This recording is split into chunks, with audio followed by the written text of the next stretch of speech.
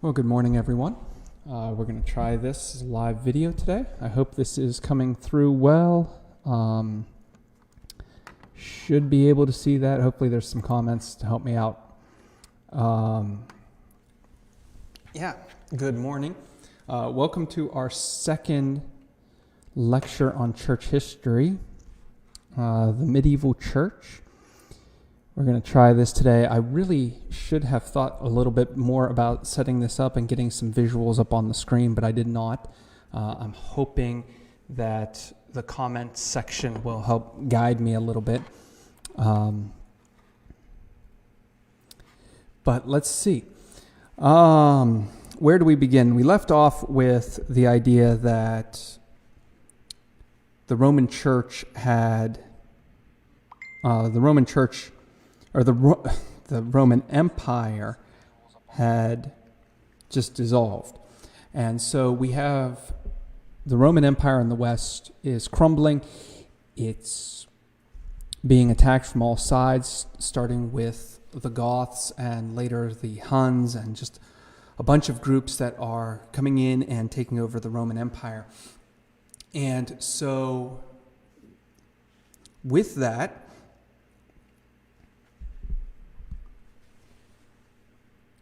with that attack, we have a breakdown in the system. The Eastern Empire continues to go on, but the Western Empire slowly crumbles and breaks apart into petty kingdoms. Or really what it is cultural kingdoms based on the barbarian tribes. So the Franks, the Goths, the Visigoths, the Ostrogoths, the Celts, the Picts, the Scots, the Saxons, all these little groups form their own, take their own tribal territory within what was the former Western Roman Empire. Now, with that breakdown, there is kind of this power vacuum. And historians used to comment that this power vacuum led to a great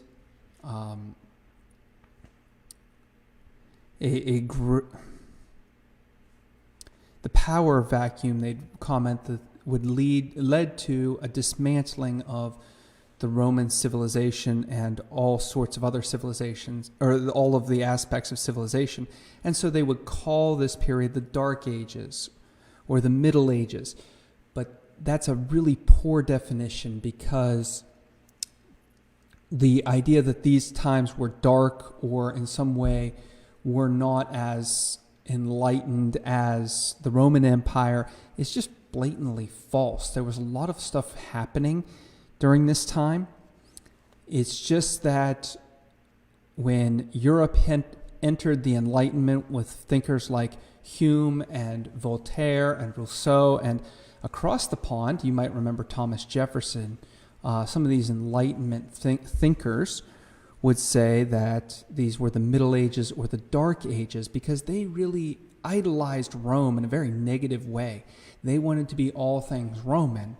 And so they would say that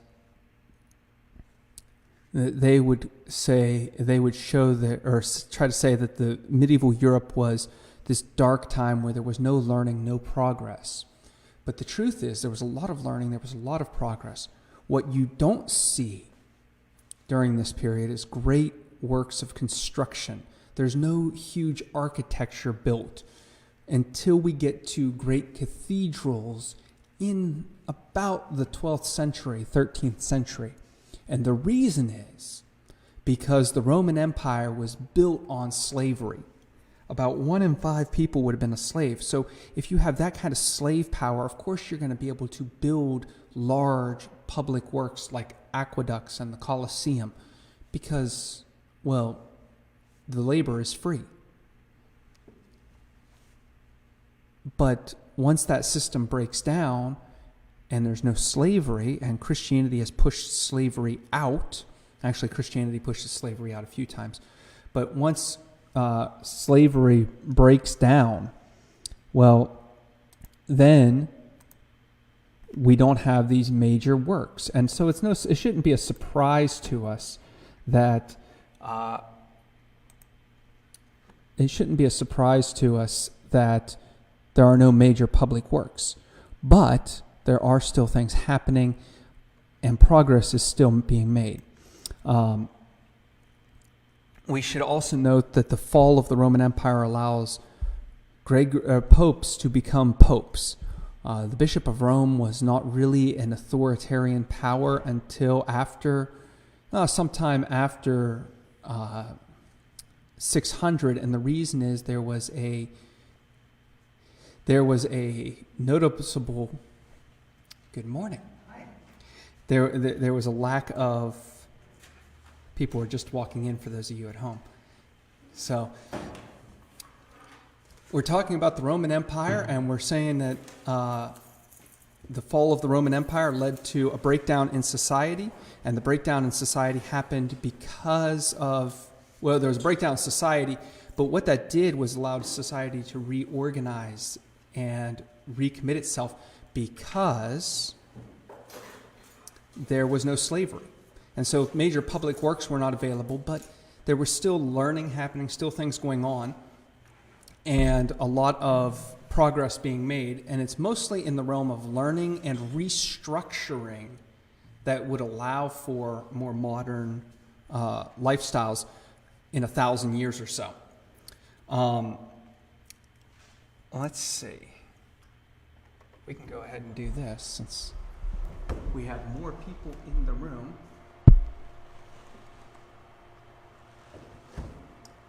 I know where I left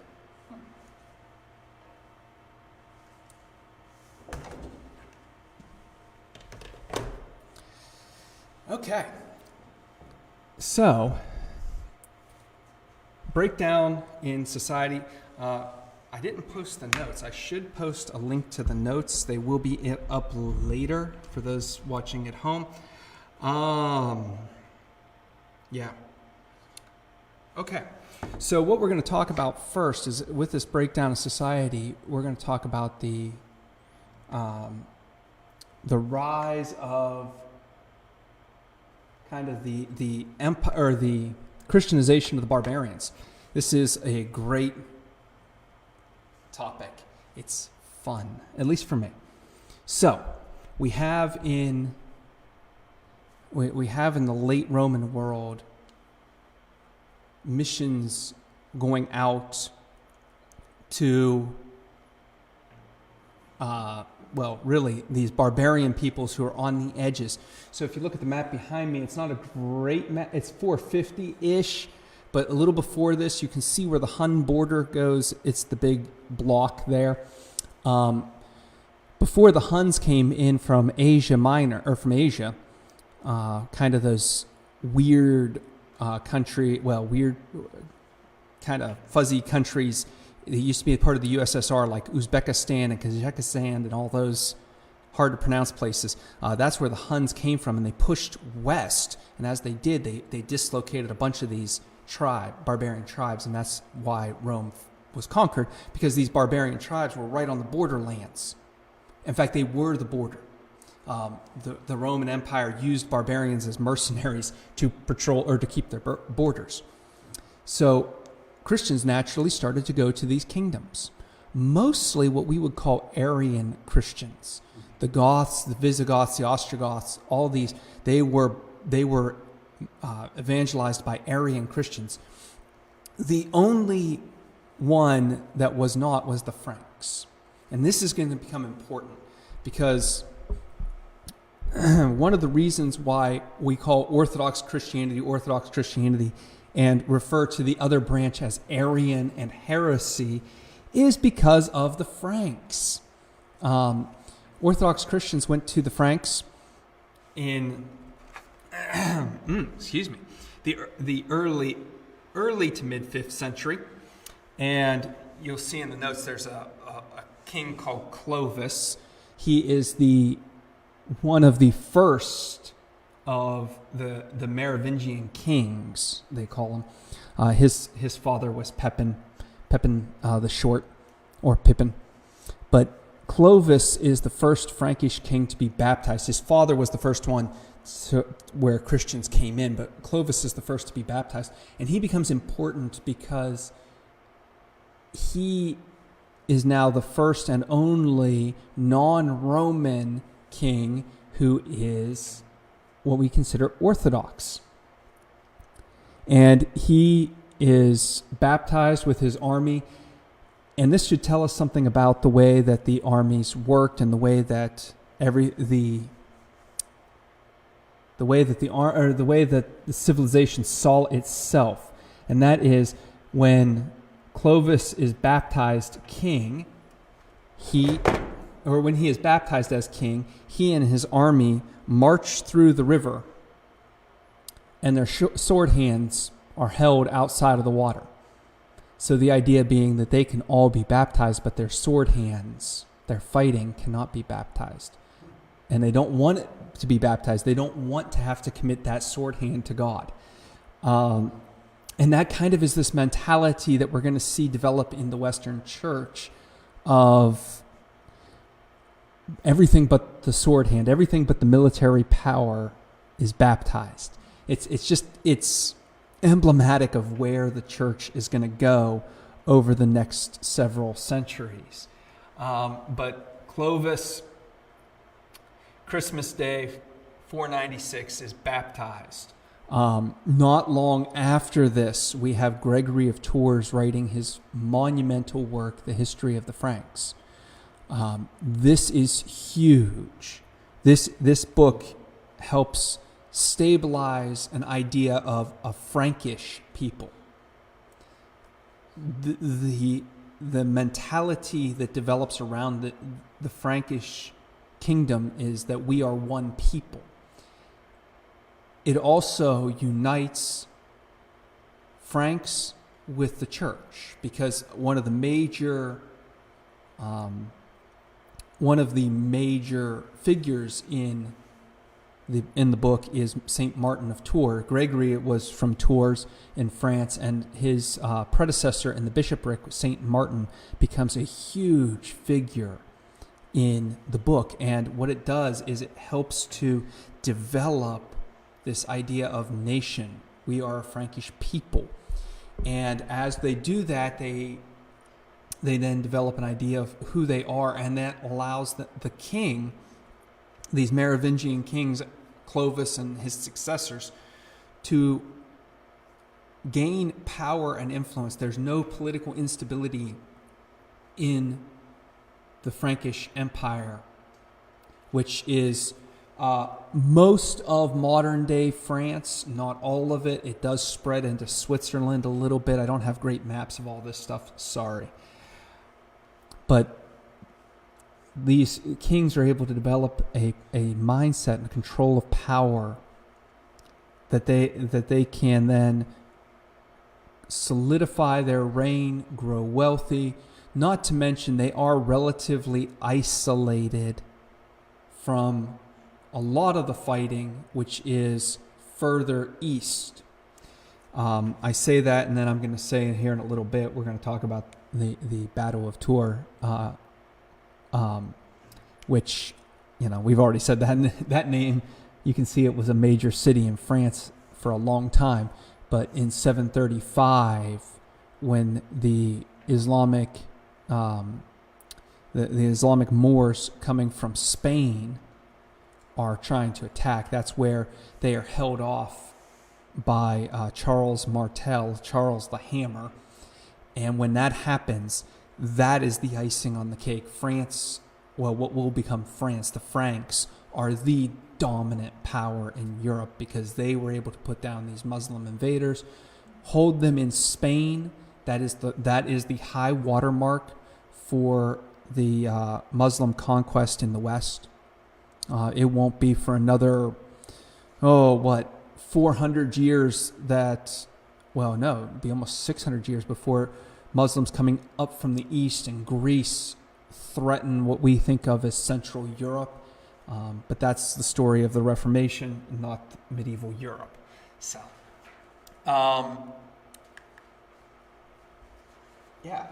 So we're going to talk about monasticism because there's some great So there's two parallel tracks in Western Christianity. This is, I'm going to talk mostly about Western Christianity today. There's two parallel tracks. The first track is what we call the secular clergy, the secular church, and that just means the church that lives in the world. So I would be considered a secular clergy because I am part of the community. It just means the local church, the priests. The other aspect is the church, the cloistered church or the monastic church. And these two strands kind of develop side by side, yet somewhat independently, and they overlap some. And as they overlap, they reform one another, and they help one another grow. So we're going to talk a little bit about the monastic clergy, which first one we have to talk about is Benedict of Nursia. Saint Benedict, you have it in the notes. Saint Benedict is the dominant figure in monastic life in the West. There is just nobody who comes close to Saint Benedict, at least as far as monastic orders. And that's mostly because everybody else who comes after him is founded on him. We're going to talk about Francis of Assisi later. Francis is an important figure. Francis is one of the greats in the church. But Francis builds off of Benedict completely. So Benedict comes in. He's now considered the patron, one of the patron saints of Europe. He's actually considered basically he's patron saint of Western Europe. His rule of Saint Benedict is this idea that there are three great temptations: money, sex, and power. And so we have to eliminate them. And his monastic rule, is all about eliminating the temptations of money, sex, and power. You eliminate, the easiest one in some ways to eliminate is the sexual desire. You cloister away from most of civilization. You cloister as much as you can in a house with like-minded individuals. And so the monastic house was founded. He founded his great monastic order at Monte Cassino. Man, I am stumbling over some of these easy details today. He founds Monte Cassino, goes to live there. That also helps to eliminate the idea of greed, money, because you're going to now take a vow of poverty. You are going to live only on what the house provides, which, I worked with some guys who had taken monastic vows, and living on what the house provides can be in some ways very impoverishing, and in some ways very good. And so I don't want to say that this is completely like destitute living, although the original Franciscan order was very destitute. This can provide for you. The houses would live off of contributions by people. So the idea is grew up, and we're going to talk about the cult of the saints in a little bit, but the idea grew up that if you gave to the monastery, they could pray for you and have mass for you, and that would be effectual towards your life. And I mean, we still do that today to a large extent. Every Christian church that I know of, it's common practice to say, pray for me. So the idea of giving money to a monastic house to have them pray for you is not far-fetched at all. In fact, it's simply saying, here, I'm going to support you financially so that you have the time to pray for me and say mass on my behalf and all of that. In other words, we can look at it in a very skewed lens and see how it's usury and selling the church to these wealthy landowners and say, hey, that's, all they're doing is trying to buy salvation. But we can also look at it from the same perspective that we generally view ourselves and say, oh, no, they are just trying to have people pray for them. And I think that's a good thing. The last of Benedict's three rule, or the major sections of his rule, was obedience. And this is what really set Europe forward. This sets the stage. He says you must be obedient to your abbot. And this allows for a hierarchical structure to develop that is going to influence the church as a whole as it moves into the church. And the next person that you see down the list is Gregory the Great. Those of you in the room see it. Gregory the Great, he is a Benedictine.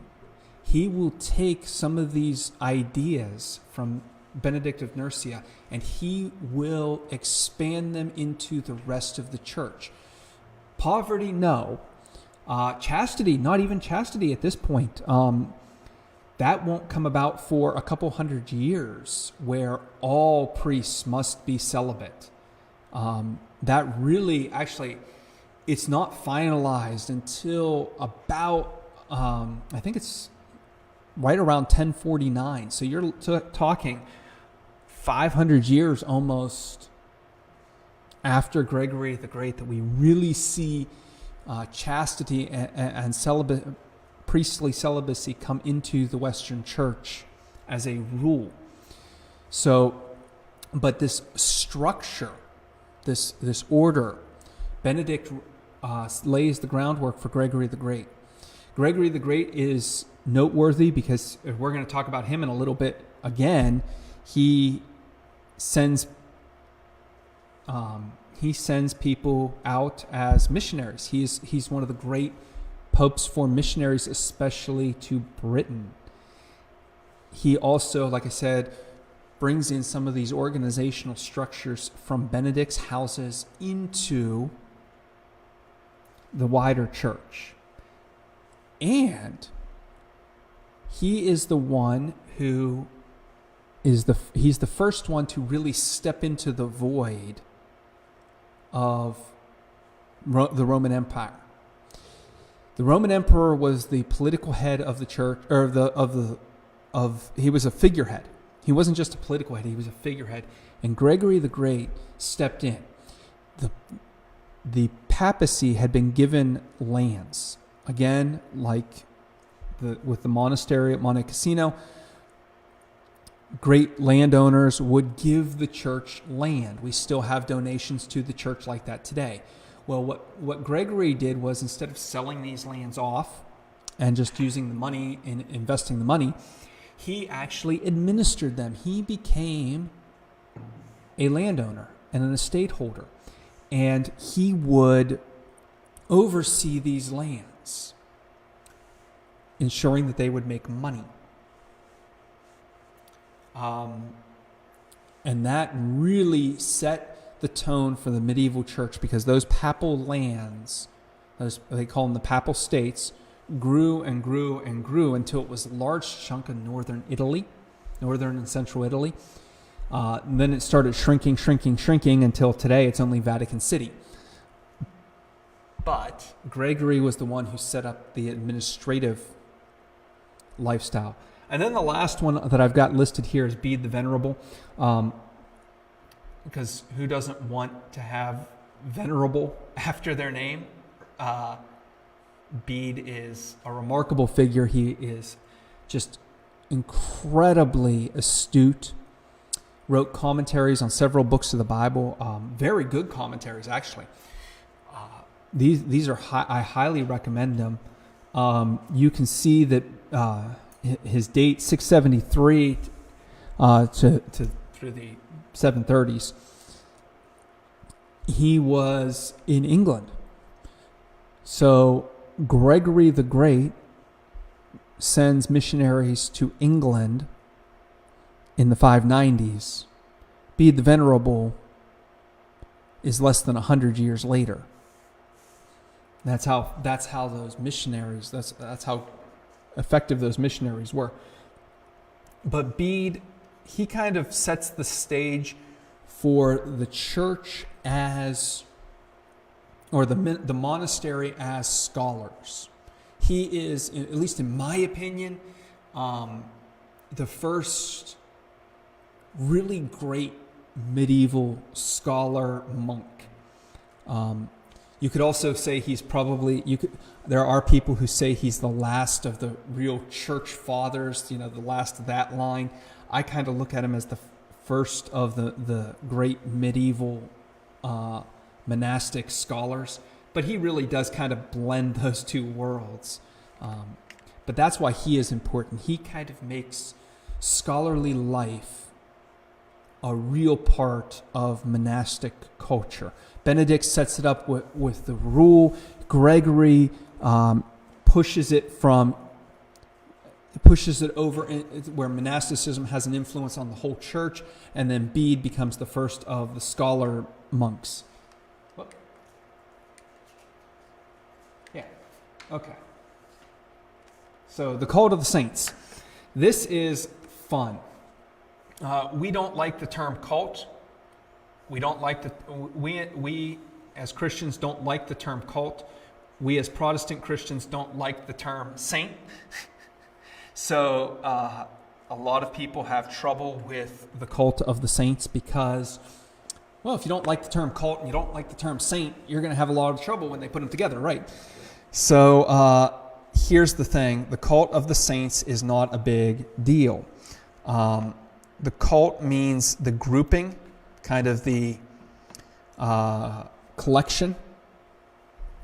It's not a nefarious term here. And saint, while we in Protestant circles recognize the truth of the statement that all Christians are saints, the reality is, and we all know this, some of us live that out better than others. And so there are people who we can all look up to, whether or not they are universally recognized by the church.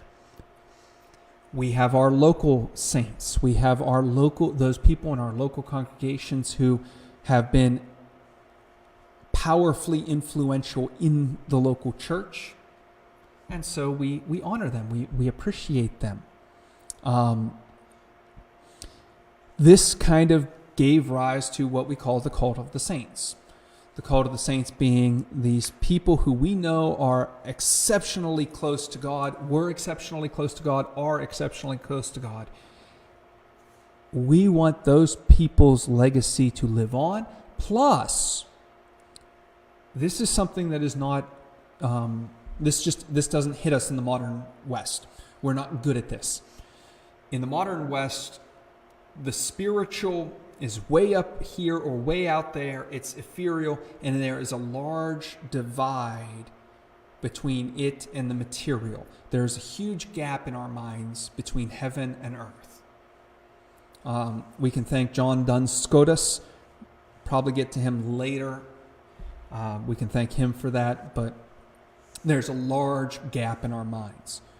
In late antiquity, there was no gap. There was no barrier. And so if you had a person who crossed over that barrier, as small as it might be, they could still hear you and interact with you in some way and pray for you and work for you. This fit well into the late Roman idea of hero worship and some other things.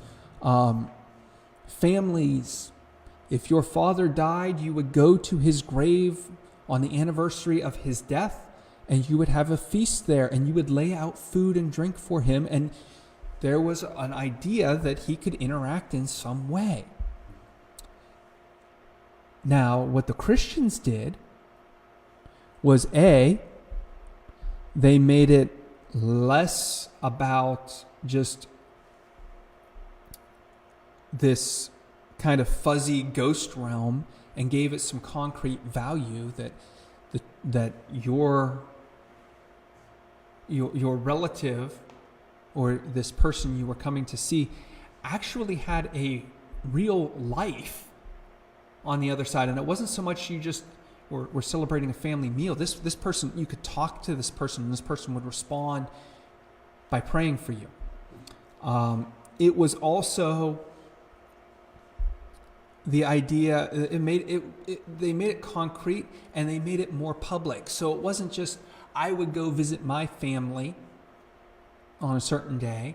It was the entire community would have access to this great person. So if I was the person of privilege in my community, I'm the wealthy one, it wasn't me hoarding my blessing with the deceased family or the deceased heroes. It was the entire church would actively participate in this celebration of this person who was still actively praying for you at the throne of God. That comes straight out of the book of Revelation. Revelation 6, when the sixth seal is or the fifth seal is open. I saw under the throne the souls of those who were martyred, and they were praying. So there was an active belief that these people were actually there praying. And so all of the other things make some sense, like taking relics from the resting place. You know, you take a finger from the skeleton, you take a finger bone.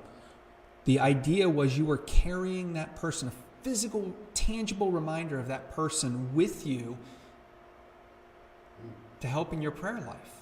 Just like with living people, they would take a little bit of hair. You know, you guys might have seen that at some point. Take hair, put it in a locket, carry it with you. That's a physical reminder. We today sometimes carry pictures. It's the same principle. Now, there are two ways to look at this. Again, one way is that of Peter Brown, who I really respect and like on this one. So that's kind of where I get what I've given you so far. This is a very good Christian idea that has taken a pagan concept and made it more real, more concrete. In other words, taken that pagan goal and given it some value.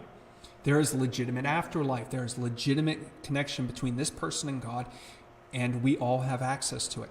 The other way of looking at it is represented by a guy named J. Ramsey McMullen, Christianity and Paganism in the 4th through 8th centuries. I remember reading that one in school, and the professor asked us a trick question because in the book, he doesn't see any difference between Christianity and paganism in the 4th through 8th centuries because of this practice, where what he sees, what McMullen sees, is the cult of the saints just takes over the household gods, where everybody would have these household gods that they would just put on a lintel somewhere, and they would pray to them, and they would throw incense down, and these gods were supposed to help you in your day-to-day life, and they got pushed out, and the saints got pushed in.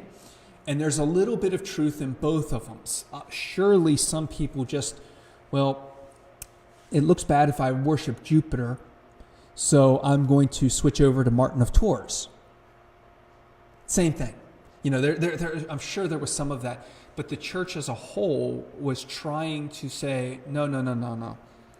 You go to Martin's tomb on a certain day, and you pray with the community, and Martin does help as much as Martin can by interceding with God. And so again, there's a little bit of both on this one, where it's, you have the saints on one side who, if you look at it, they're great people who are still praying for us, still working with us. And then on the other hand, you do have paganism still active in it, where people were just treating them like household gods. And even today, if you go into certain circles, our Orthodox friends and our Roman Catholic friends still have a high value of saints. You can see both sides. You can see those people who are truly elevating the saints in a way as role model. This is the person I want to become. Still in the Catholic Church, when you are confirmed in the Catholic Church, when you take your first baptism and you're actually, or first Eucharist and are confirmed, you actually do take on a saint name. You add a saint name, and that is meant to express your character and who you want to be. Just like when the Pope takes a new name, that is supposed to represent the Pope's character. The last two have been Benedict, who wanted to be the reformer of the church and the spiritual director and kind of, toe the line. And this one, Francis, who wants to be an image of Saint Francis to the world. And you still have that in the Catholic Church. You still have that in the Orthodox Church. But you also have in the Orthodox Church and in the Catholic Church this idea that, as I've known different people, little old grandmothers, you lose something and you say, hey, have you seen this? And they'll say, no, pray to St. Anthony. He'll help you find it. And it's much more of this kind of pagan idea that if you just pray to St. Anthony, he has magic to help you find everything that you've lost, which is a dumbing down of the idea that saints become patron saints of certain things. Well, it started out places. Patron saint of Tours is Martin. Patron saint of Europe is Benedict. And then it became more of things associated with that person. So like St. George, my family namesake, is the patron saint of the military because he was a soldier. So that there's a concept there. But then it kind of got washed down to a little bit of everything. Everything has to have a patron saint, and so people were just tossed into roles without as much thought given to them. So the cult of the saints really is a good thing, but it also sets up medieval Europe because the saints, relics become a huge trade. Pilgrimages become vital.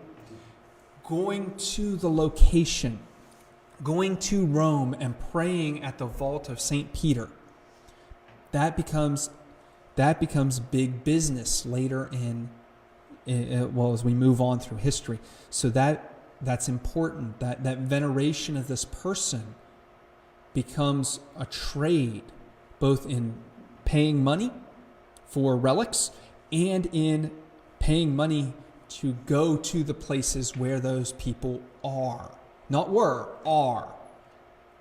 And so you have this big business type trade moving up into Europe around the idea of the cult of the saints. Okay. Now, we're going to get into the Eastern Empire. I don't know much about the Eastern Empire from the last. We're going to pretty much exhaust my knowledge of the East. So, the Eastern Roman Empire stays intact. It calls itself Byzantium. It goes north up into the Balkans and Greece and into the Balkans, what we would consider Eastern Europe. Turkey, out into the Middle East, stops at... that's not a good picture. Stops at about the Persia line, which we would call modern Iraq, right around there. South all the way to Egypt, and kind of draws a line around just south of Italy into Africa, and then straight up, and they own Sicily and some of what we would consider northern Italy today. That is the Eastern Roman Empire. They still have some influence over the Bishop of Rome, over the Pope, until the 800s, and we're going to talk a little bit about that later, probably. So they are very united politically, but they are less united in terms of the church, where the Western Church or the Western Empire falls apart and they are not united politically, but their unity comes through the church. In the East, they are very united politically, but very much divided in terms of Christianity. So you have like the Monophysite controversy. So these people reject the Council of Chalcedon, the two natures of Jesus, but they're not. This is one of those, everybody gets labeled a monophysite, but they're not really. It's more, it becomes in the Christian sense of the word, a political term. You just kind of disparage people with it. And where the Eastern Emperor was very much in favor of the Council of Chalcedon and preserving that, these monophysites were as much they didn't like the emperor's rule of the church as it was that they actually didn't like the Council of Chalcedon. And so there was a political divide there manifesting itself in the church. And they would become the Coptic Church in Egypt. So you have, they are splitting off, they are fracturing theologically from the center of Byzantium, which is probably as much a reaction against the political rule of the Eastern Emperor as it is actual theology. You have other groups that we're going to look at, like the Nestorian Church, which completely kind of breaks away. They start in Antioch, which is inside of the boundaries of the Eastern Roman Empire, but then quickly move east. And we're going to talk about them a little bit in a minute. They again are considered they're considered heretics, but they're not really true Nestorians. And so we as Christians should be much more engaging towards them and their descendants. But they will eventually produce what we know as the Syrian Orthodox Church, which you might remember a few years ago hearing a lot about, because when ISIS was roaming the streets of Syrian cities and Iraqi cities, they were persecuting these Christians. Syrian Orthodox Christians were being persecuted badly, and they were caught in the middle of this civil war. And just all kinds of bad things happened to them. In fact, I think there's now more Syrian Orthodox in the United States than there are actually in Syria, but I'm not sure about that because unfortunately Mr. Trump's immigration policies, I don't know how that affected them completely. So I don't want to get onto that subject, but it does crop up. So we have this political split theological split that's happening, and what it is doing is it is diversifying the Eastern Church in a way that is not going to happen in the West. There's theological diversity in the East. And then we get to a guy called Pseudo-Dionysius. We don't know who he is. He's an anonymous guy. Late 5th, early 6th century. He's a mystic. And he is going to be huge. He is going to influence two religions. And within those two religions, he's going to influence a large swath of people. He's very mystical. He has these ideas that God is somewhat vague and an experience. but not in a bad way. I want to contrast that with I'm trying to contrast that with this overly developed theology of Jesus and God as being like a person in the sense that we are, corporeal person. So his theology will go on to influence Western mystics in the 10th, 11th, and 12th century. He's going to influence Islamic Sufism. If you've ever studied Sufi, they are the whirling dervishes, and they are very mystical. They can trace a theological heritage back to Pseudo-Dionysius, and he heavily influences the churches east of Constantinople because he has these visions of God, these experiences with God, and derives a lot of his theology from the presence of God. Later on, there's a man named Simon the New Theologian. He's called New Theologian because he has no theological training whatsoever. He will develop this and experience a large part of the Eastern Church. Even to this day, while the Eastern Church is very intellectual in some ways, you look at their structure of their church services, it's about trying to create a mystical experience with God. The incense is trying to create the veil through which God can be revealed.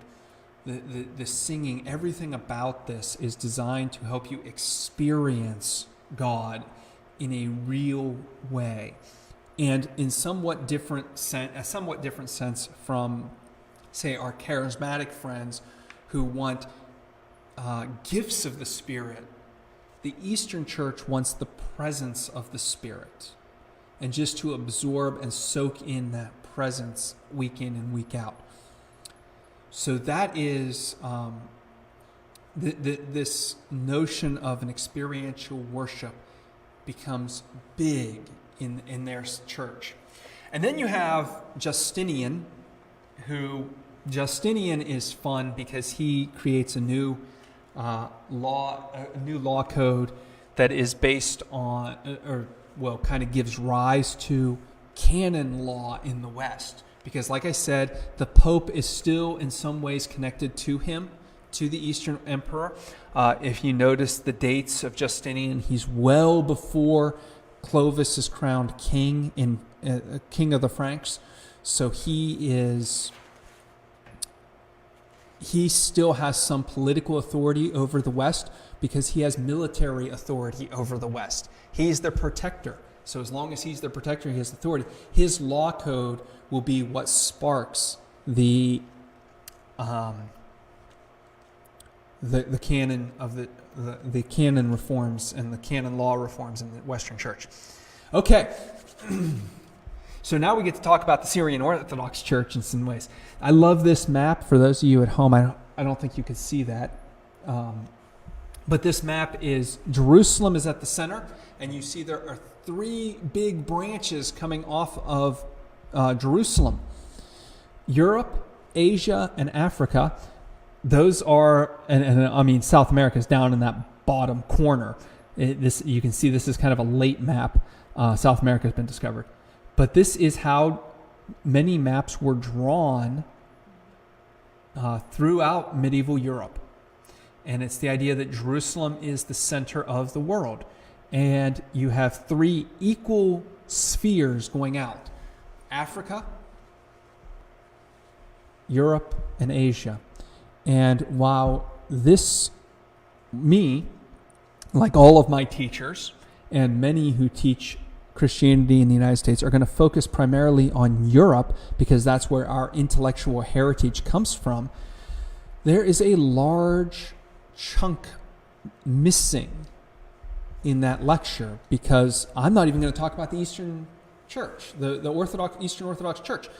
And they're not even the Eastern Church. We call them the Eastern Orthodox Church, but they're not even the Eastern Church. They're the Central Church. So the two groups of people, the missions that I want to talk about. The first one is just to give some brief love to Cyril and Matthias, who are the other patron saints of Europe. And the reason these guys are the patron saints of Europe is because they took Christianity and went...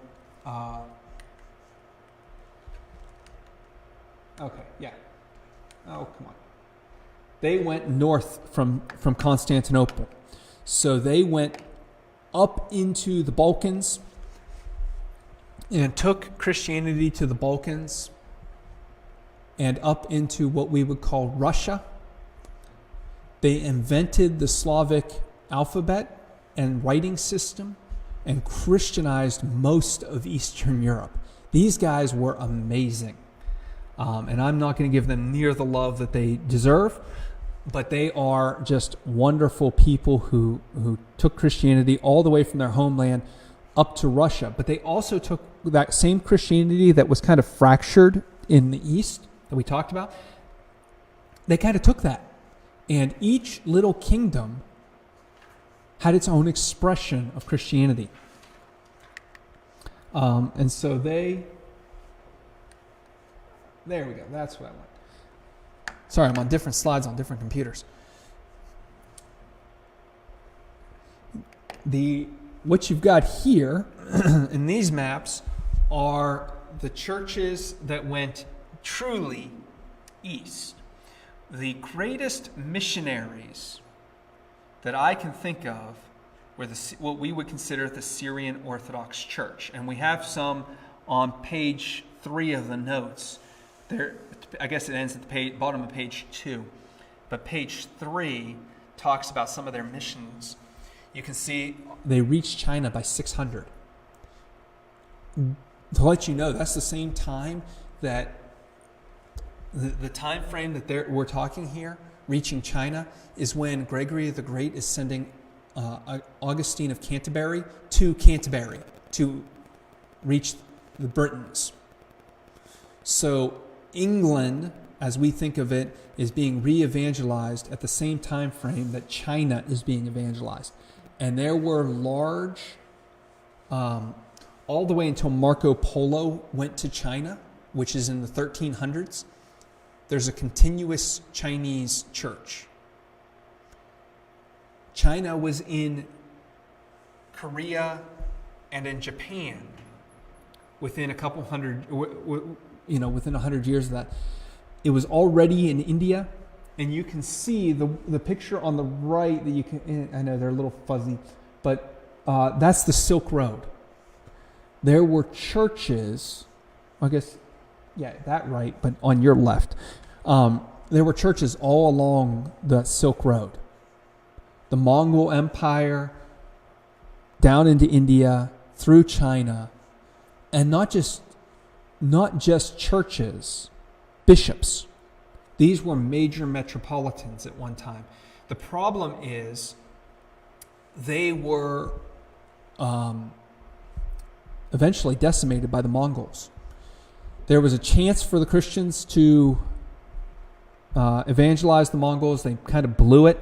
They didn't think too much. The Western Church did not think too highly of these people, and so did not send the missionaries, but could have easily really changed world history because it would have given connection between these churches and the West, which might have saved them.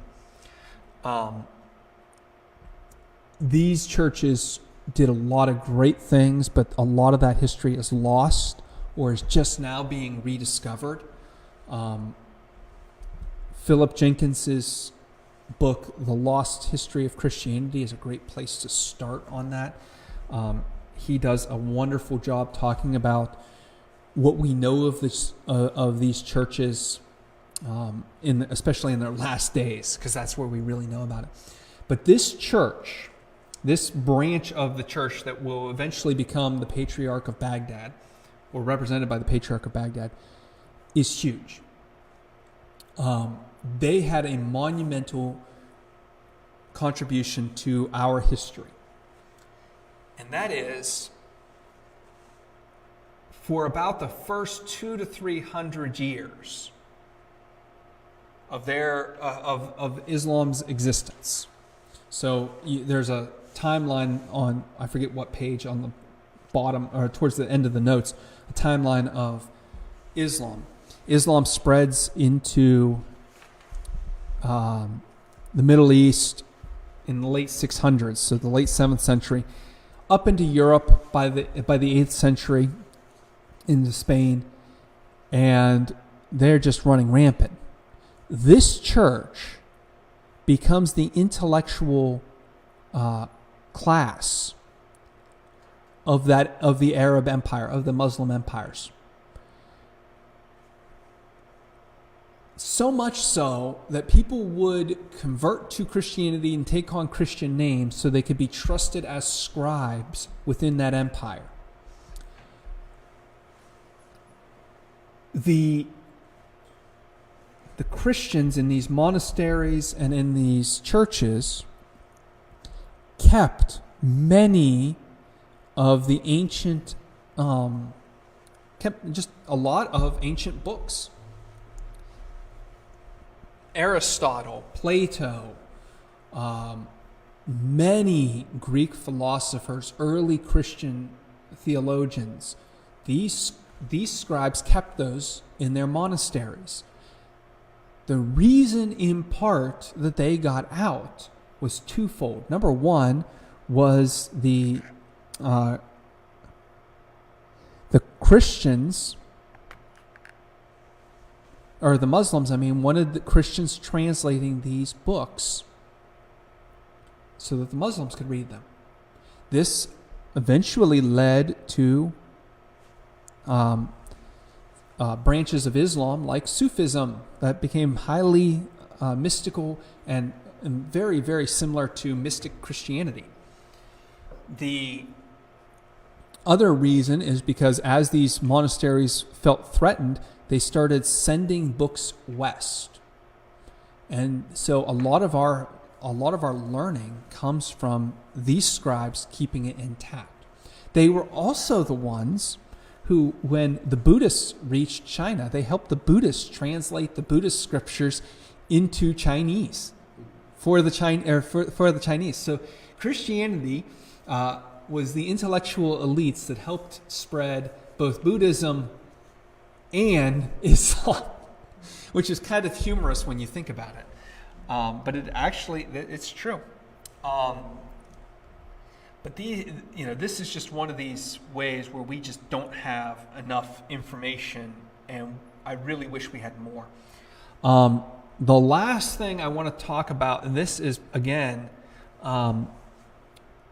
it deserves far more treatment than I'm going to give it here, because there's just too much to cover in an hour and a half, or an hour and 45 minutes, so I have time for questions, is the Iconoclastic Controversy. This is important because the Iconoclastic Controversy in the Byzantine Church was about whether or not you could depict God in art. Now, we have no troubles depicting God in art. We have no troubles depicting Jesus or any of the saints or anything like that. But in the Byzantine Church, this became an issue, in part driven by the rise of Islam. If you notice the dates, 726 is the start time. That's just when Islam is starting to conquer Byzantine territories. So as the Byzantine territories are being conquered, many of the rural poor who can't afford art anyway and are now living under rulers who despise depictions of God. These outlying communities are saying, hey, art in the church is bad. We can't depict God. That's bad. And these outlying bishops are starting to say that. Well, the major bishops in places like Constantinople, where you have wealthy people who can afford art and are living under a, at least nominally, Christian empire, well, they're pushing back and say, we've always done it this way. We've always had art in the church. And this becomes a major division. And again, it's a further breakdown of the unity in tradition and culture within the Eastern Church. And so the Eastern Church becomes even more fragmented. Eventually they will agree that some depictions of God are wrong and some depictions are okay and acceptable.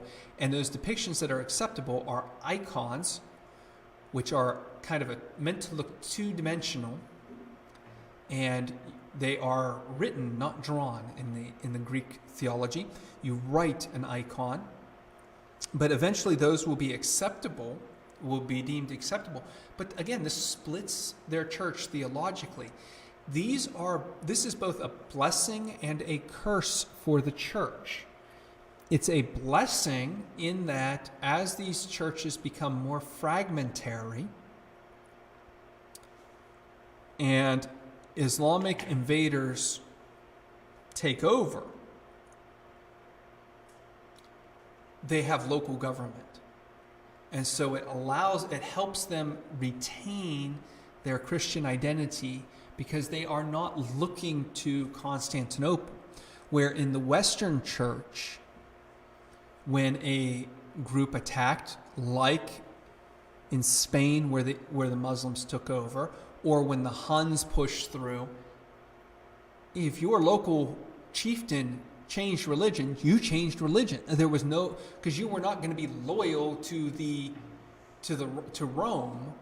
You were going to be, you were going to change your religion to localize it.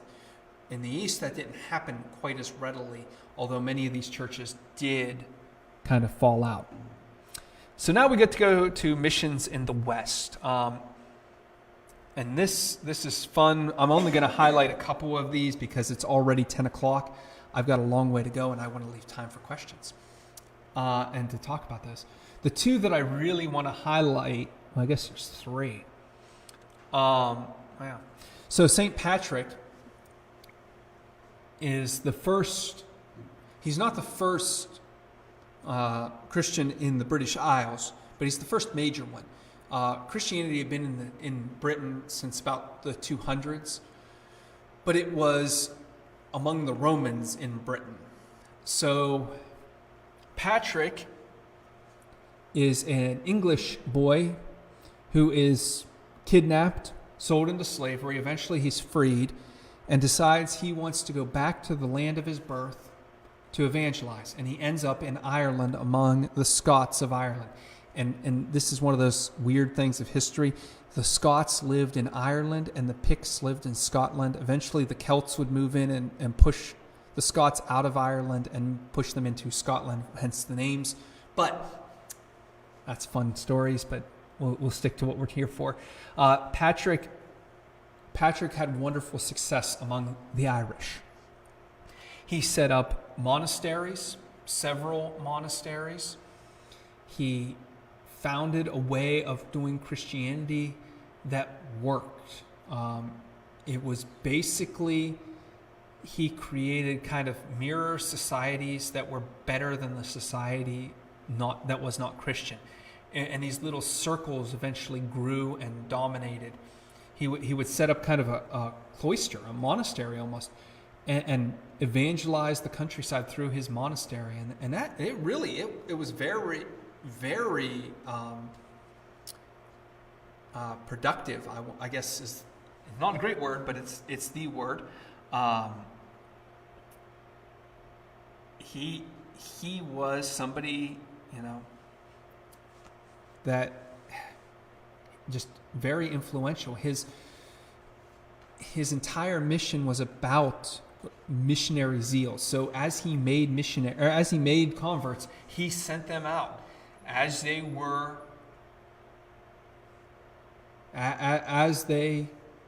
converted, they went out. He also had this strong view of penance. Penance comes from the idea of, and this is twofold.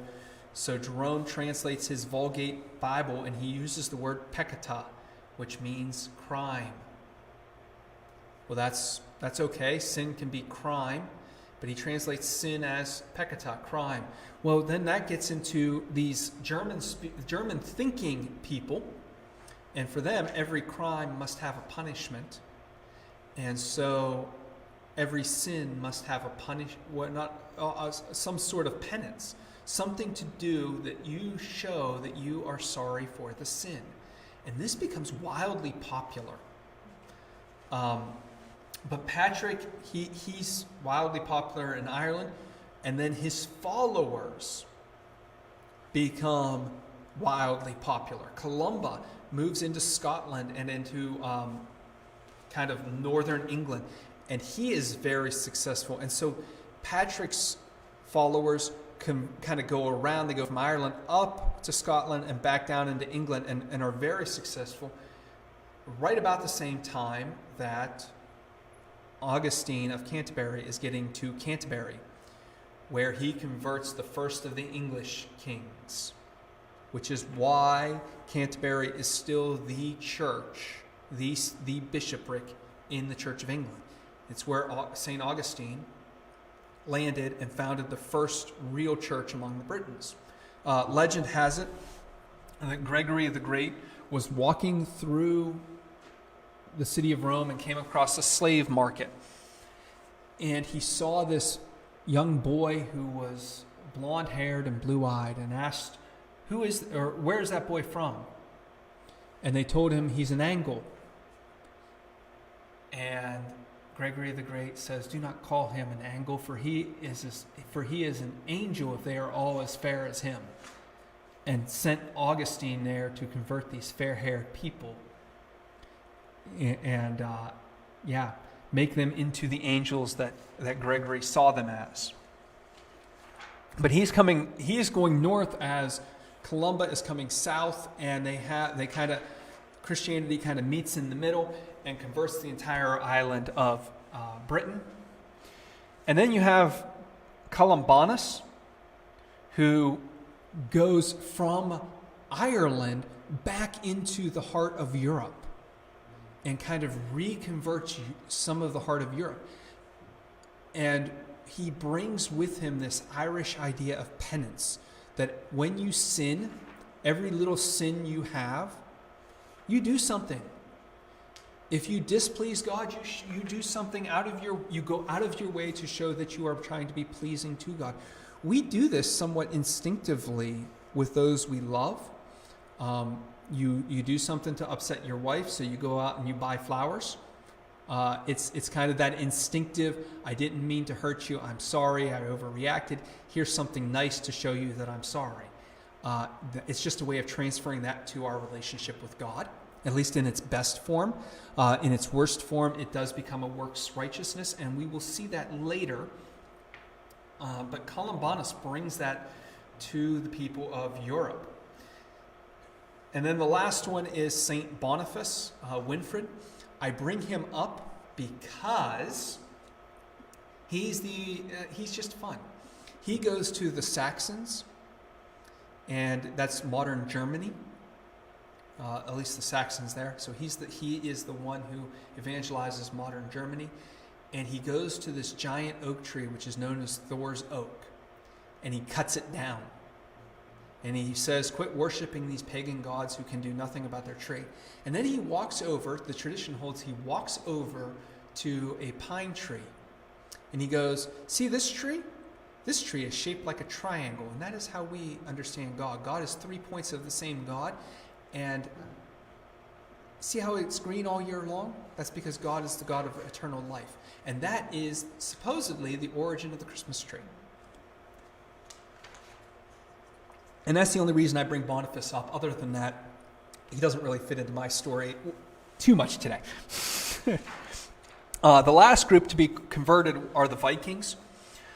They come out in 735-ish. They start raiding Ireland and get in contact with Christianity. They eventually move into Normandy in France. Normans, Northmen, or Vikings. The region still bears their name, and they encounter Christianity in the mid 700s, late 700s, and they convert. Most notably, the two that are most notable are Herald Bluetooth. And yes, that is where Bluetooth technology derives its name. That's a Norwegian invention, and they wanted to honor Herald Bluetooth because he was one of the people who united Norway. And he's also a convert to Christianity and spread Christianity through the Norsemen. The other one is King Canute. He was a great saint of the church. In some ways, he built a lot of houses, a lot of churches. Great guy. So there you have it. You have the Saxons now converted. They are up in the top in modern Germany. You have the Franks now that are converted. At this point, Spain has been converted and is now in hands of Moors. Britain is converted, and by about the 800s, you have 8 to 900s, you have Scandinavia beginning to be converted. Italy, of course, is there. In the east, you have pretty much Turkey and North Egypt, but you also have Egypt in the Middle East, but they're starting to fall to Islamic invaders. Again, you also have all the way to China, where there's Christians represented, all the way to China, but they are not politically dominant. So, this kind of brings us to the political realm. The Western Church begins to fall off. After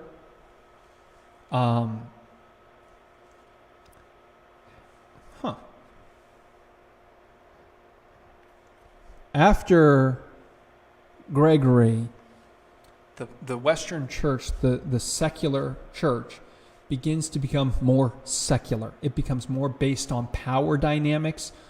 Several popes are assassinated. It can be very corrupt at points.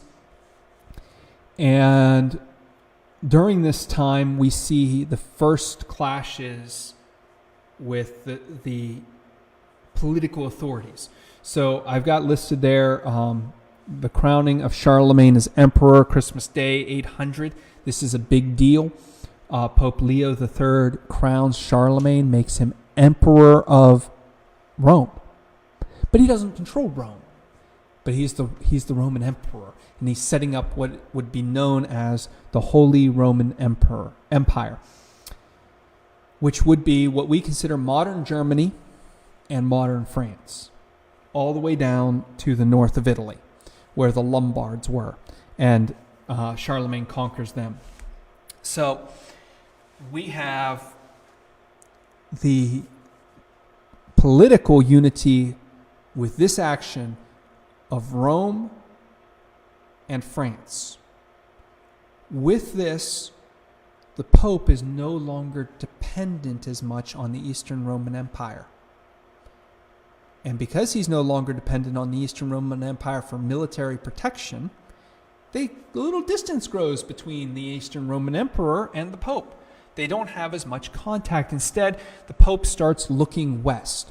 And I've already said in 735, Charles Martel has taken out the Islamic forces at Tours, solidifying his political power.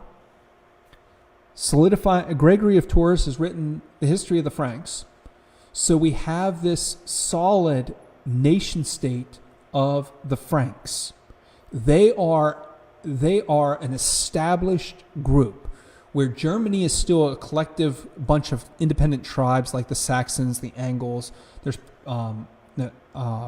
Teutons, bunch of other little groups running around in there. England is still a mess with the Picts and the Scots and the Celts and the Angles and the Saxons and the Britons, all on there. Italy is a mess. You got the Pope with his lands. You got the Lombards. You got the Eastern Roman Empire that still owns Sicily and some of northern Italy. There's other groups in southern Italy. France is becoming France. About the only thing that they don't really control is Normandy, which is okay by them. because they're starting to make gains into Switzerland and Belgium and Germany. But that becomes this political alliance between France, what I'm going to start calling France, and the Pope, pushes the Pope into this kind of more secular realm where it's going to stay. The papacy is going to be a very secular institution for the next couple hundred years. Local priests are going to be very secular. It is said that priests couldn't even read Latin, couldn't speak it, and yet they're using it in their liturgy. They would know absolutely nothing of the Bible. They would learn one or two verses, because if they would get arrested, they would say one of these verses of Scripture and claim to be a priest. And then the local authorities would say, okay, tell me some Scripture. They would quote these one or two verses in Latin, and then the local authority would have to hand them over to the church courts, where they would get off of all charges. It was a very corrupt system in some ways. Again, I'm painting a very poor picture. There at the same time, there's wonderful things happening, because you look at the same time, you've got Bede the Venerable, so it's kind of this hodgepodge, just like it is today, of some really bad things happening and some really good things happening. I'm skipping over a lot of the good because I want to set up the bad, but there's a lot of good, or there's still a lot of good things happening. But in the midst of all of this, at the bottom there, you have Cluny is founded. And Cluny is a monastery that, they become very religious. So the monastic reforms there are very religious. Number two, they become politically powerful. They start branching out. Once the monastery at Cluny reaches such a capacity, they start setting up daughter monasteries across the country. Well, when that happens, Cluny is looked at as the authority for all these daughter monasteries, and they become politically powerful. And then they also set up this system in which the monks work. So this will become a major theme in Europe. Monasteries becoming rich and powerful in part through the monks working. Many of your wineries and breweries that are still prominent today are monasteries. The Dom Perignon is a wine that everybody's heard of. It's actually a monastery, or it was. I don't know if it still is, but it was set up as a monastery. What is consistently voted one of the best beers in the world is brewed. I think it is still brewed by monks in, I believe it's the Netherlands. These traditions lasted, and so the monasteries became somewhat self-sustaining. But it also meant that the monasteries got out from underneath any control of the secular church, and then they started to influence again the secular church. And you saw that Cluny was founded in the early 900s. By 1049, this monastic reform has gotten to the place where the Pope is now part and parcel to the monastic reforms, and he wants to bring reforms to the whole church. And so we have, we'll talk about them later. So, wow. Okay.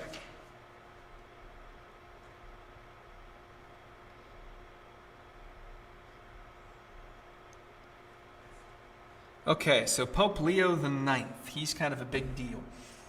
He begins these reforms, which will make the church less dependent on political governance. Up until Pope Leo, the Pope had been chosen either by a general election of the people of Rome or by the people who controlled power in Rome.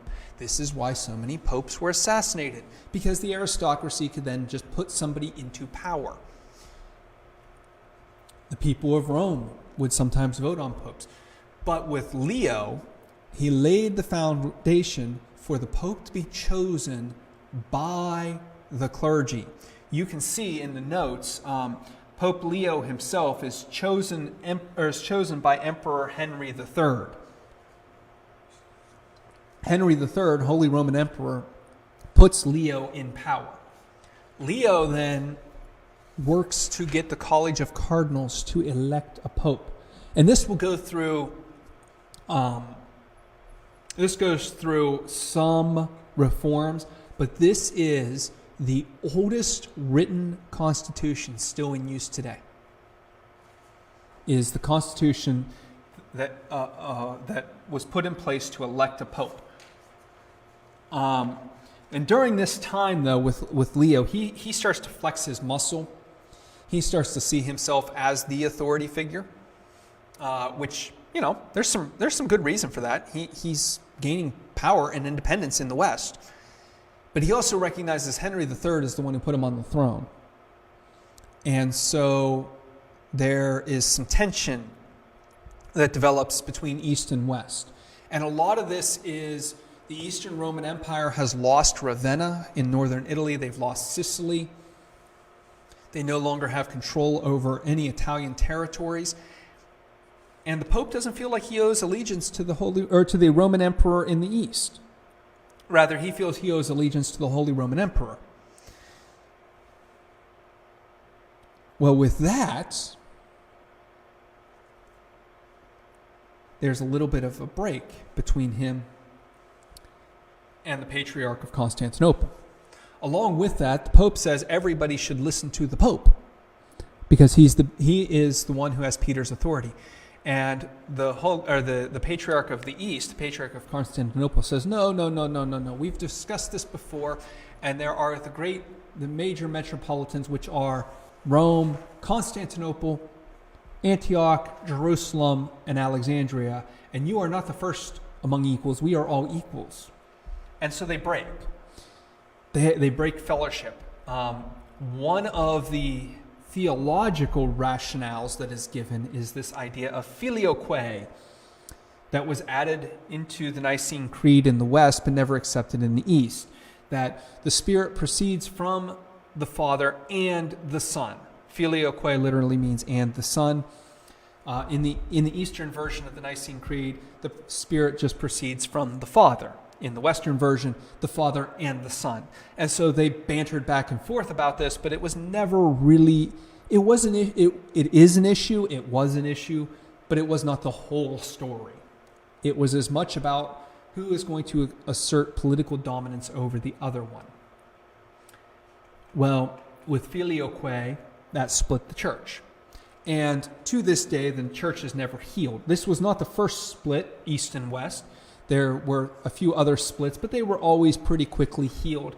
Usually after the Pope and the Patriarch who split died, the next ones would come along and go, what were they fighting about? They're morons. Let's make this right. Well, that didn't happen.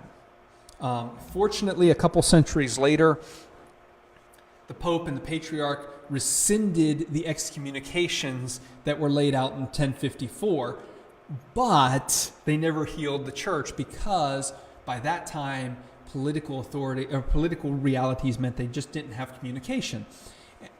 It was not until the 1960s where the Eastern and Western churches started to have more contact with one another, and we have pretty well healed that wound, but they are not going to unite anytime soon. They still talk. They still have good communication, but this just didn't happen overnight. Oy, okay. So about the same time, we talked about the Islamic invasions kind of briefly, but Islam starts to dominate the Middle East in the late 7th century. Well, to go back to something we said really early on, that affected pilgrimages because pilgrims wanted to go to the Holy Land. Now, initially, there was no real impact. You were just paying money to different people. You know, meet the new boss, same as the old boss kind of stuff. Well, in the late 11th century, a new group rises up, and that's the Seljuk Turks. And they become very persnickety, and they start banning pilgrims from the Middle East. And this becomes an issue because we've talked about penance. One of the ways you could do penance was going on pilgrimage. Pilgrimage in the cult of the saints is very important because you get in close proximity with the saint. A lot of this is Celtic, by the way. I didn't talk about the Synod of Whitby. The Synod of Whitby was in 600. The Irish Church met with the Roman Church, and they hammered out some things. And among those were, we're all going to celebrate Easter on the same day, and everybody's going to accept Irish-style penance. Well, one of the major penances you could do was go on pilgrimage. So if you already believe that a holy shrine is a thin spot between heaven and earth, where you're going to connect to the saint easily, and it's penance for your soul, you're going to go on pilgrimage, even if you're just a common person.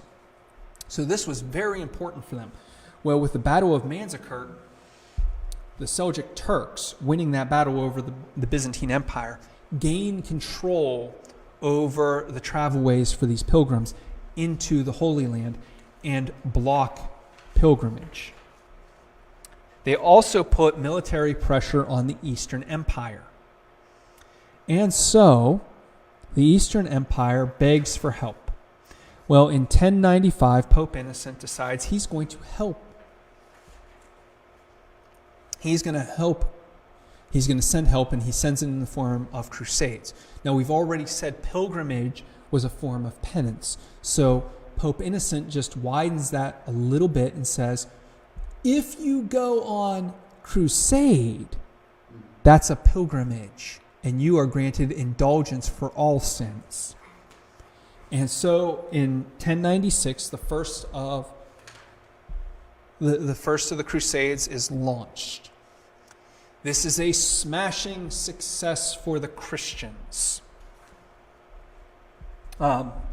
They all go out and they sew crosses on their backs, and they all march out. The idea being, if you sew the cross on your back when you're leaving, and then when you're coming home, you rip it off your back and sew it onto your front, so that you're returning in triumph. But this is a smashing success.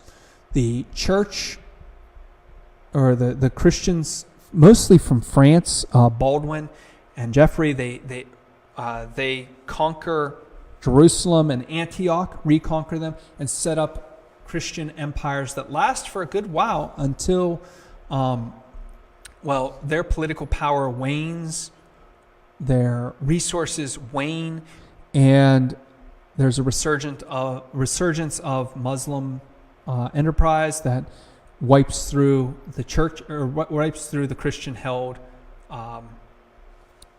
kingdoms and returns them.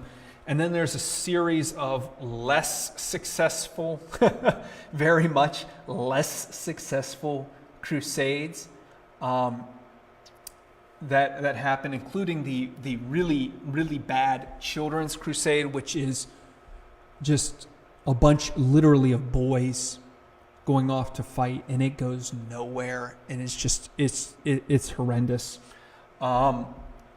But these crusades become less and less successful as years go on. They are less well funded. They are less well. They just aren't as. They're not as respected, and so the Holy Land gradually seeps into staunch Muslim control. The unfortunate side effects of this are the unfortunate side effects are deep distrust between Christians and Muslims. early days of Islam, many Christians, like John of Damascus, would have said that Islam was just simply a Christian heresy. It was not a independent religion. It was a Christian heresy. And there's some reason to say that. There are some things.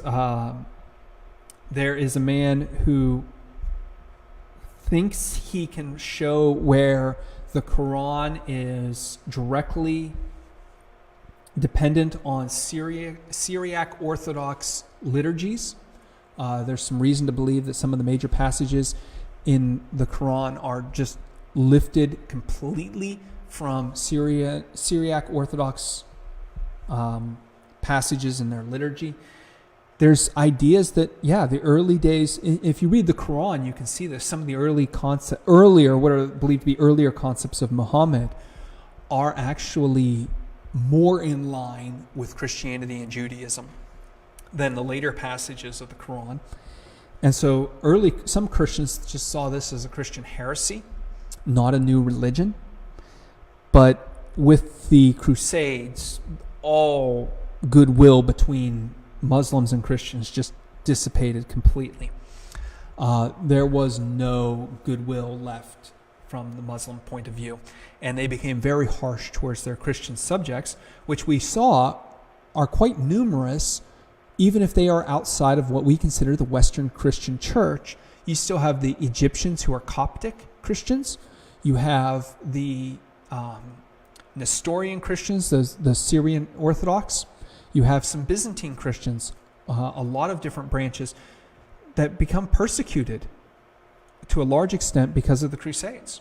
Had the Crusades not happened, I don't know what would have happened with the Seljuk Turks, but tradition teaches us that they probably would have missed the pilgrimage money, and they would have relaxed their standards and would have eventually allowed pilgrims back, and it probably would have worked out better.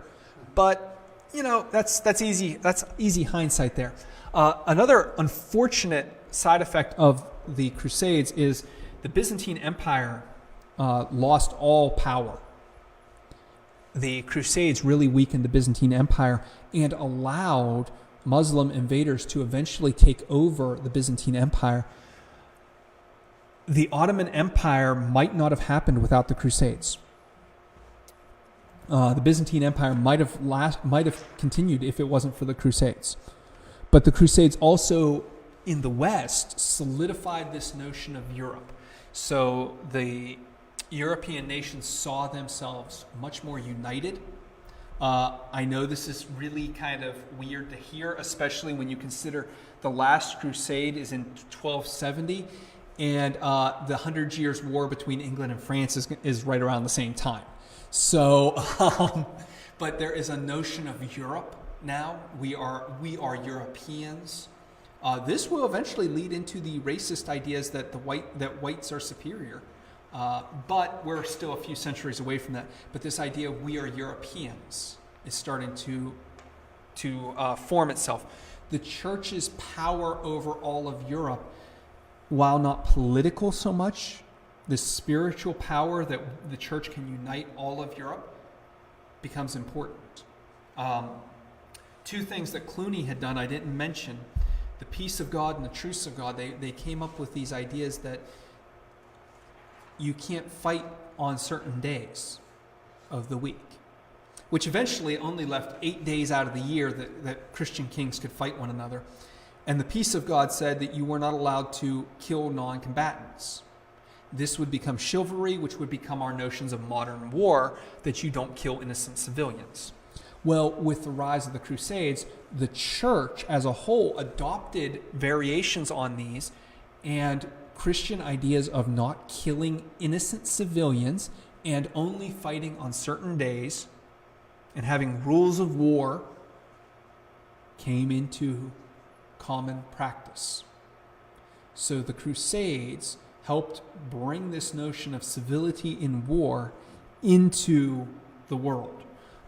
Prior to this, war was even more atrocious than it is today. You just massacred everybody, kill them all and let God sort them out. So that the Crusades had some wonderful effects for Europe, but really, really bad everywhere else. Man. Okay, so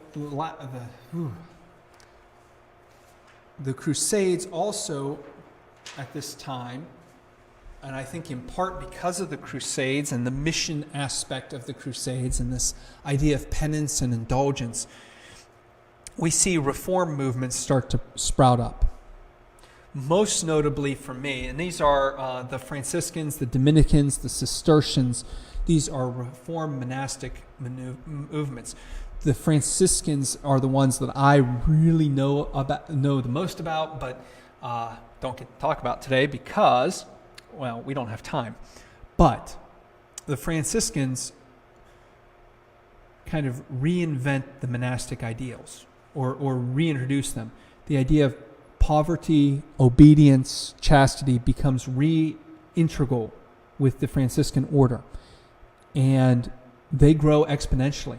St. Francis is famous for going to North Africa, into Muslim countries, and founding hospitals among the Muslims. He really took this love your enemy thing seriously, and he just had tremendous success because of it. He, by the time of his death, not long after his death, I should say, estimates are 40,000 Franciscan. There were 40,000 Franciscans within 100 years of his death. That is unbelievable growth. The only group that rivals Francis as a group expanding and exploding like that are the Wesleyans. There are no other. I mean, that's just that. It's just unreal how fast he grew. But it was on concentrating again on poverty. He did not personally. He was a wealthy man, son of a wealthy man, renounced his wealth, lived in poverty, lived in obedience, and really worked with the poor and the destitute and tried to really love people. And it just grew. The Cistercians, they were the reform movement for the reform movement. They found Cluny had become too political, and so they created a reform movement for Cluny, still active today. And the Dominicans are the order of preachers. They were the ones who went around to people, evangelizing people for the church. That was their job. St. Dominic wanted a group of preachers. But that's unfortunately about as much as I can say about them right now. With the rise of all of this, so again, with the rise of the Crusades, we have the rise of education. Why? Because the Crusaders are bringing back a lot of scrolls, a lot of books from these Eastern monasteries. They're bringing back documents. Christians are being pushed out of the Middle East, out of Egypt, and they are taking refuge in the West, in monasteries. And so Aristotle comes to the West. Plato comes to the West. Greek philosophy in mass comes to the West. Greek mathematics comes to the West. Theology from the East comes to the West. I mentioned Pseudo-Dionysius earlier. Pseudo-Dionysius is one of those people who's now being discovered in the West. Books like The Cloud of the Unknowing pop up, which are mystical treatises on how to connect to God experientially. Julian of Norwich, her showings. She was a monk, a nun, well, not technically a nun, called an anchoritis, where she boarded herself up in a church and prayed for people. Her book comes out. It's, again, a mystical work. Education is rising because of contact with the East. And we see people like Bernard of Clairvaux, Peter Abelard, Peter Lombard, Thomas Aquinas, Anselm of Canterbury. These people just pop up left and right. I left out so many, like Richard of St. Victor, Hugh of St. Victor, a lot of people. But philosophy starts to enter the church. St. Anselm, famous for his Cur Deus Homo, which is why the God-man, the incarnation of Jesus, which popularizes substitutionary atonement theory, where the idea that Jesus died for our sins, which is so common today, was not really common before Anselm. You go to the year 1000, and it's not a very commonly understood doctrine. Today, it is probably, it dominates Christians' understanding of the atonement, and yet it's not the only theory, and it's not necessarily satisfactory on its own. But because of Cur Deus Homo, it's important. He also is credited with forming the ontological proof of God. This is very philosophical, but the idea that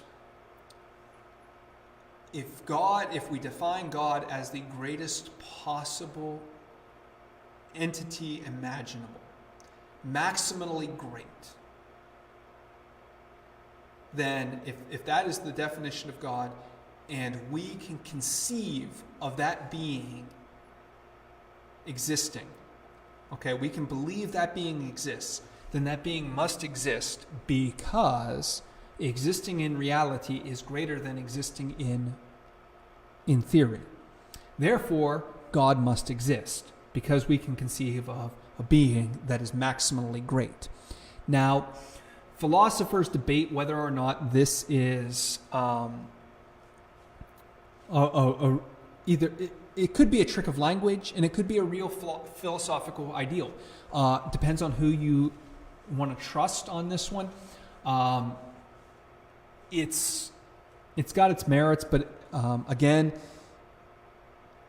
there's the reality that when we say being, we are already limiting it, and just, does the definition really hold up? I don't know. I'm not a philosopher. Those people, they confound me. And then you have Saint Aquinas, Thomas Aquinas, who is the patron of the Catholic Church. He is the great doctor of the Catholic Church at this point. He's losing his influence as the Catholic Church gets away from Neo-Aristotelian and Neo-Aristotelian thought, Neoplatonistic thought.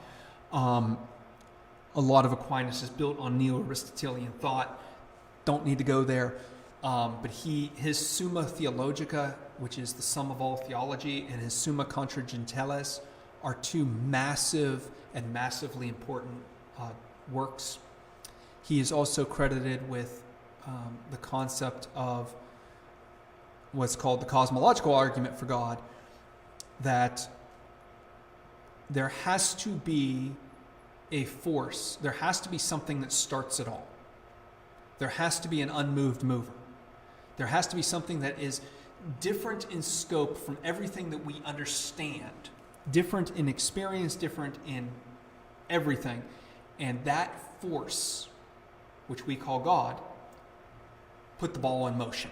So by the fact that we can see a cause and effect determinants in the created order must mean that there is a creator. I am dumbing that down way too much, but that's the general theory. Again, it's a much more profound theory than I am giving it credit for at this point. Scholars debate it, philosophers debate that, whether or not it's actually legit. I think this one has some legitimacy, but the problem is that modern conceptions of the universe would also allow that the universe is an uncreated creator. It's not as airtight on the rise of God as Aquinas might have thought, but the actual notion that there is an uncreated creator works. There's just a lot more to it than that, and I don't want to get into that because I don't understand it completely. I am not a philosopher. Along with this is the rise of reason. This is Peter Abelard. God must be rational. And when we get to Peter Abelard saying God must be rational, then we have this idea that the world must be rational. And if the world is rational, then we can observe it, we can measure it, we can quantify it, and it will work predictably. And you can see where this is going. Science.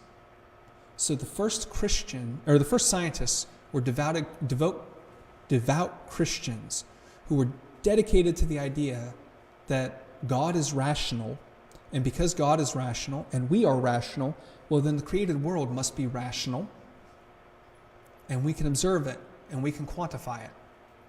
Pagans could never have come up with this idea. The idea of like Jupiter, he's capricious. He is not rational. He is very irrational. So the world, even if he created it, would not necessarily work according to reason. Only within a Christian tradition does this come out. And you have people like Isaac Newton, William of Ockham. Occam's razor, the simplest answer is often the best, the simplest explanation. He comes out of this mindset. And famously, Galileo. Galileo was not persecuted because he said the earth revolves around the sun. Galileo was persecuted for two reasons. One, his philosophical ideas, and two, his political connections.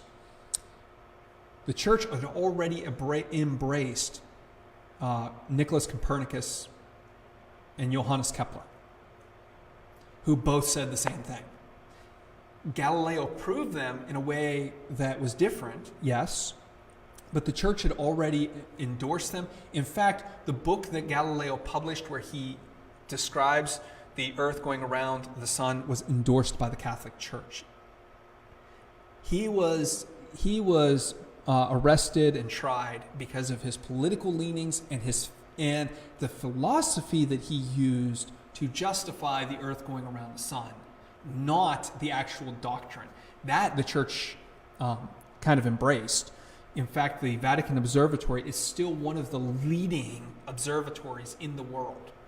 The Vatican Observatory is still active and running, and they have a long history with science.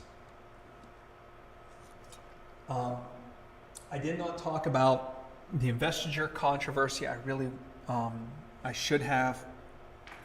This is the idea where who is greater, the Pope or the King?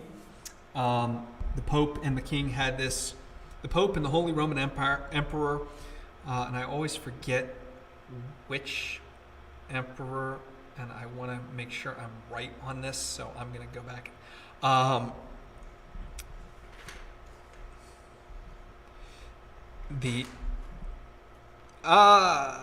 There we go. Okay, so no.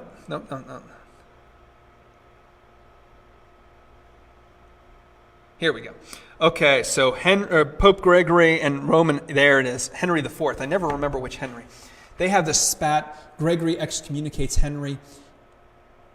Henry decides he's going to go march around in the snow for 3 days, wearing nothing but a hair shirt, which is be like wearing a burlap bag on you for 3 days, march around barefoot in the snow, yelling out, mea culpa, mea maxima culpa, which is, I am guilty, I am very guilty.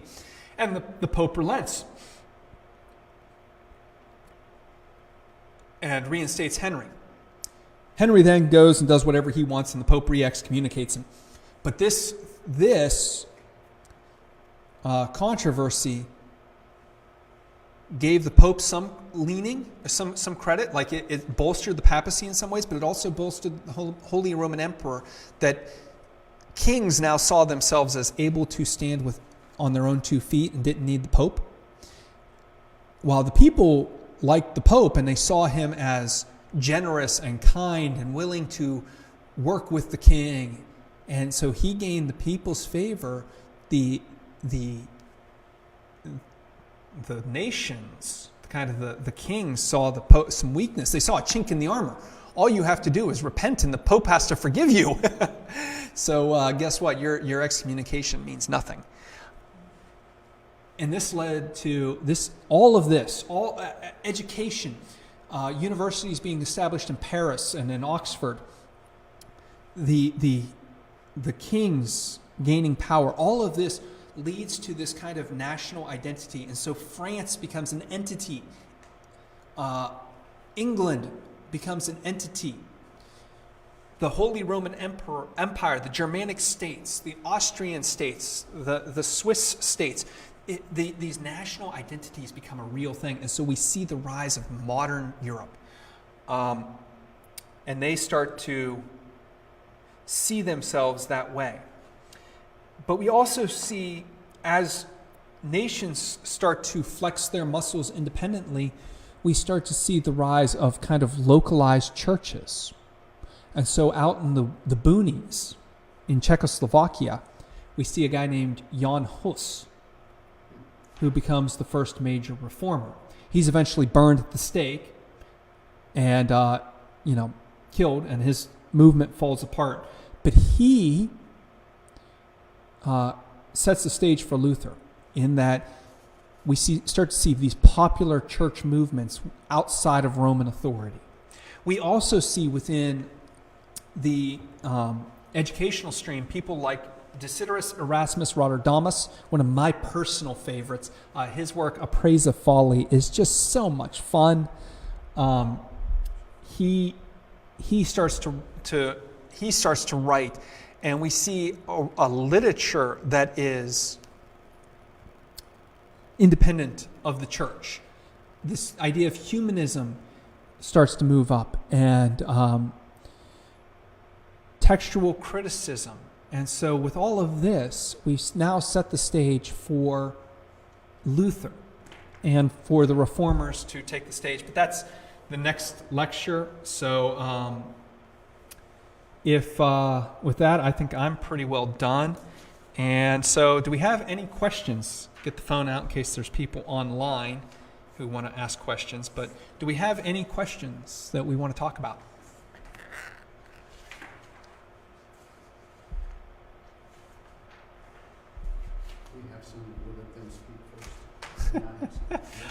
No, I'm not seeing anything online, so go ahead.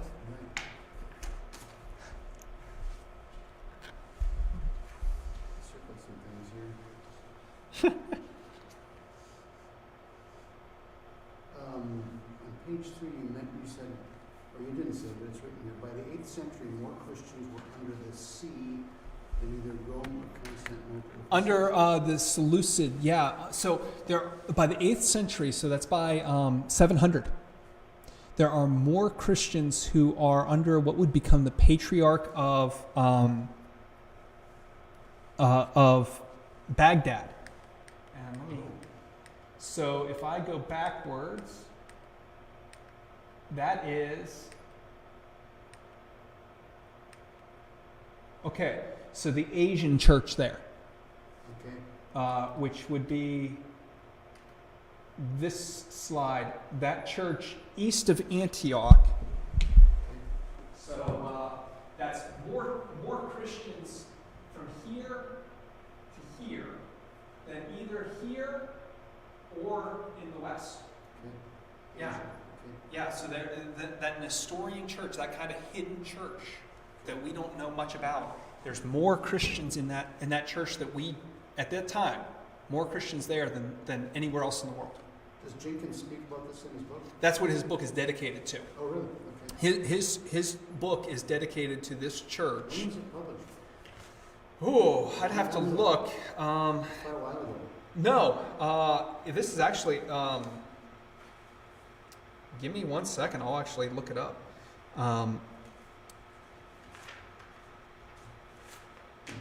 This is a relatively new book. Jenkins is, I think he's at a university in Pennsylvania somewhere. I want to say Pennsylvania University. Historian. It was published in 2008. So this story, He'll even tell you that this story is not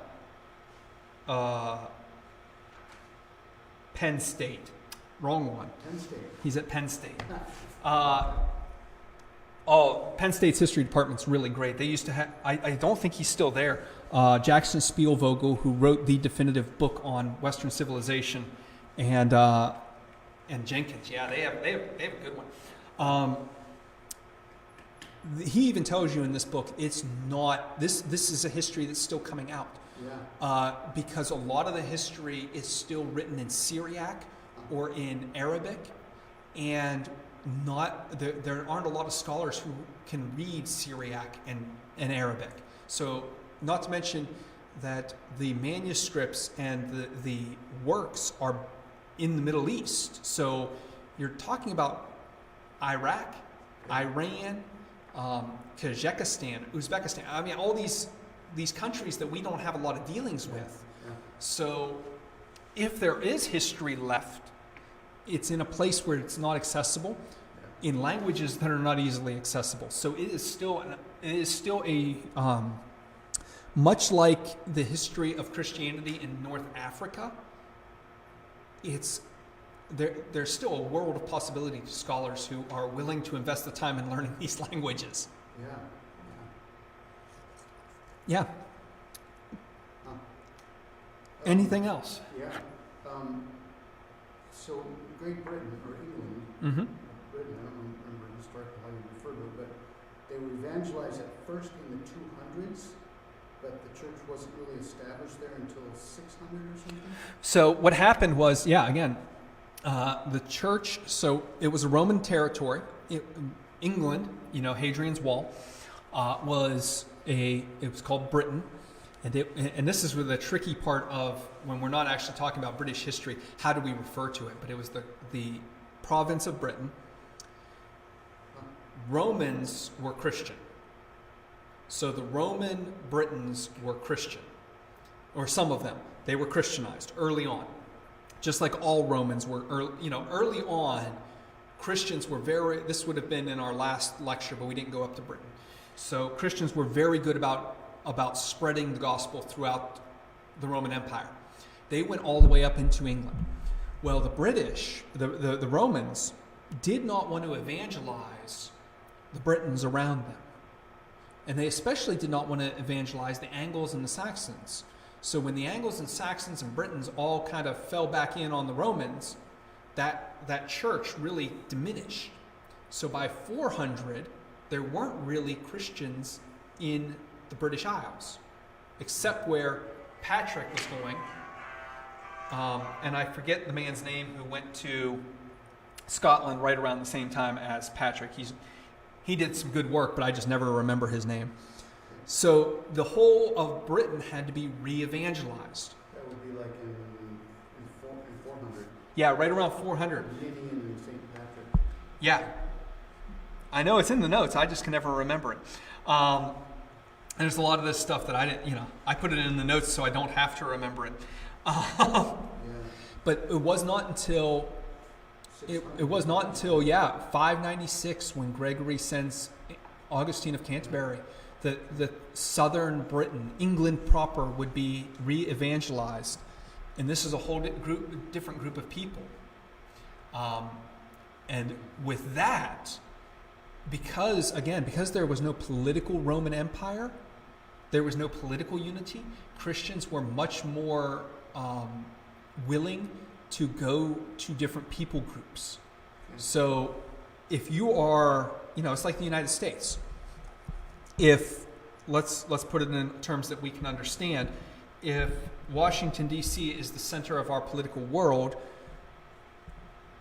and we all are part of the United States, you might willingly go to Alaska on a mission because that's part of the United States, and they're Americans. We need to reach them with the gospel. But then, as that as say a foreign occupying army is approaching, if you're in Alaska as a missionary, you're not necessarily going to be willing to cross enemy lines to go to the enemy, which is what would happen when the Romans were pushing out of Britain. these Roman Christians weren't going to go to the enemy. So the enemy invades, crushes them, shrinks everything, and then imagine the United States breaking up as independent little nations. But there is still, the Bishop of Washington, D.C. is still our major bishop over many of us, like we in Ohio still recognize his authority, even though we call ourselves Ohioans. But now suddenly, because we're only Ohioans and we are going on missions to Indiana, we represent the Bishop of Washington, D.C. It becomes much easier to go to the political foreigner because you are representing a much more global church at this point, not a Roman church. So let's use your Alaska analogy. As long as there's tension between the U.S. and Russia, it's hard for Alaskans to go to Russia. But as soon as Russia takes over the U.S., they're a lot more free. Well, yeah, it becomes harder. The tension, when there's political tension, Yes. it becomes harder to go as a missionary. So, like right now, it is hard for American missionaries to support Iraq. In fact, I can remember, again, I don't like to get too political, but this actually happened just a few years ago. In 2016, many Christians in America supported President Trump's ban on immigration.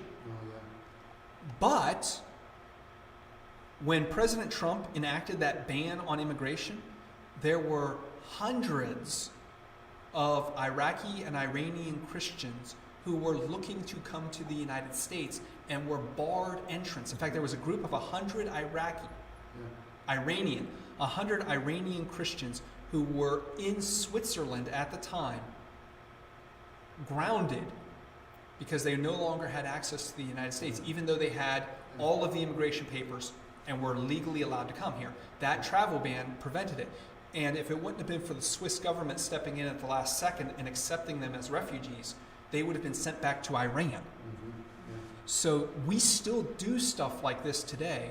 And again, many American Christians did not care about that situation, nor did they care about the Iraqis from Michigan, Iraqi Christians who were deported because of President Trump's changes to immigration. These Iraqi Christians were deported to Iraq. Large swaths of American Christianity did not care because they were of a different culture and different political alignments. So we still do this today where we have these, and that's why it's important to learn this stuff, is because we look in the mirror and go, oh, we're doing this. Yeah, we still do this where our political alliances are limiting our reach. We see this in Europe, reform movements in Europe. We'll talk about, if we do another one, we'll talk about it again. Reform movements started because the bonds between political entities broke down. And so the church stepped in and filled the political gap. And as the church stepped in and filled the political gap, it would spark a reform movement. And so when political power waned, the church was able to push in with societal reform. It happened in monasteries. It happened in all sorts of areas. But these reform movements were able to come in and push in for a while and reform the church and reform the state. Yeah, it is. It's far more than we can talk about in one day. Any other questions?